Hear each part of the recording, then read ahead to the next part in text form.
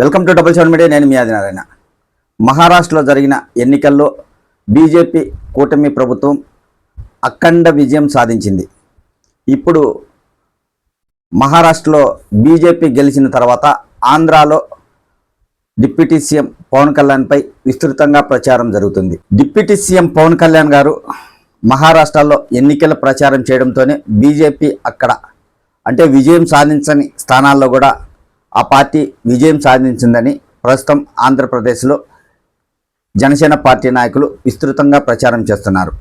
మహారాష్ట్రలో deputy CM Pawan Kalyan గారు మహారాష్ట్రలోని బల్లాపూర్, చంద్రాపూర్, పూణే కంటోన్మెంట్, హ్యాండ్స్పూర్, కస్బాపేట్, డెగ్లూర్, లాతూర్, సోలాపూర్ నియోజకవర్గాలలో ఆయన ప్రచారం నిర్వహించారు. ఆయన ప్రచారం నిర్వహించిన చోట్ల 11 స్థానాలలో అక్కడ అభ్యర్థులు ఎమ్మెల్యేలుగా గెలవడం జరిగింది.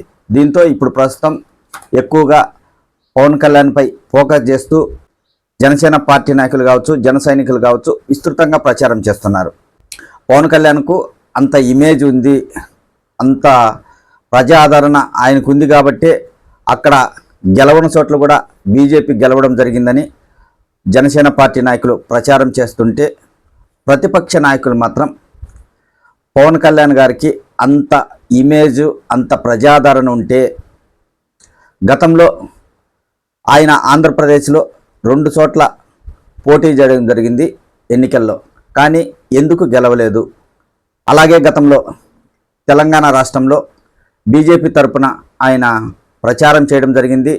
అక్కడ ఆయన ప్రచారం చేసిన స్థానాలలో కూడా ఎవరూ గెలవలేదు. ఆయన అనుకున్న స్థానాలు కూడా రాలేదు. ఆయనకంత ఇమేజ్ ఉంటే తెలంగాణలో ఎందుకు గెలవలేదు? ఒకవేళ జనసేన నాయకులు అనుకున్నట్లుగా పవర్ స్టార్ పవన్ కళ్యాణ్కు ప్రజా ఆదరణ ఎక్కువగా ఉంటే ఆయన ఇతర పార్టీలతో కలిసి పోటీ చేసి గెలవాల్సిన అవసరం ఏముంది? ఆయన సొంతంగా జనసేన పార్టీ తరపున పోటీ చేసి ఎవరితో పొత్తులు లేకుండా గెలవచ్చు కదా, ఆయన పార్టీను ఆయన గెలిపించుకొని ఆయన సీఎం కావచ్చు కదా అనేది ప్రతిపక్షాలు చేస్తున్న ప్రచారం.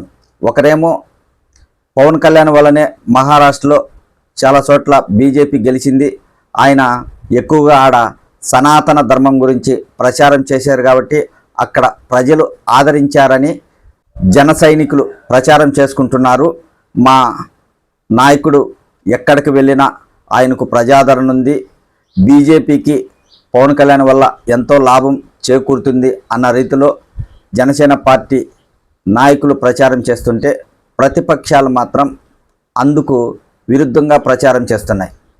పవన్ కళ్యాణ్ గారు ఒక స్టార్ హీరో కాబట్టి ఆయనకు ఎక్కడైనా ఆదరణ ఉంటుంది, సినీ హీరోగా మాత్రమే ఆయన చూస్తారు. అంతేగాని ఎన్నికలకు పవన్ కళ్యాణ్ గారికి సంబంధం లేదు. ప్రజలు ఏ పార్టీకి ఓటు వేయాలనుకుంటే ఆ పార్టీకి వేస్తారని ప్రతిపక్షాలు విమర్శలు చేస్తున్నాయి. అంటే జన సైనికులు ఎక్కువగా ప్రచారం చేసుకుంటే దానికి అడ్డుకట్ట వేసేలా ప్రతిపక్షాలు ప్రచారం చేస్తున్నాయి. ప్రస్తుతం అయితే రాష్ట్రంలో ఇదొక చర్చగా మారింది. జనసేన నాయకులు కూడా జాతీయ మీడియా పవన్ కళ్యాణ్ గురించి చెప్పలేదని జనసేన నాయకుడు ఒక ఆయన ప్రశ్నించడం జరిగింది.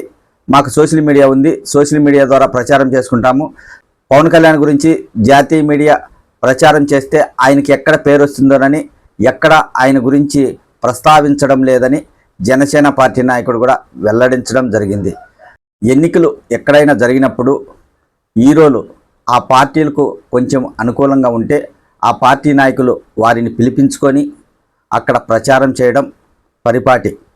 ఆంధ్రప్రదేశ్లో మాత్రం జన సైనికులు పవన్ కళ్యాణ్ గురించి పొగుడుకుంటుంటే ప్రతిపక్షాలు మాత్రం ఆయనకు అంత సీను లేదు, అక్కడ ప్రస్తుతం బీజేపీ అధికారంలో ఉంది కాబట్టి ఆ పార్టీని నమ్మారు, అందుకే బీజేపీ కూటమి విజయం సాధించిందని ప్రతిపక్షాలు చెప్తున్నాయి.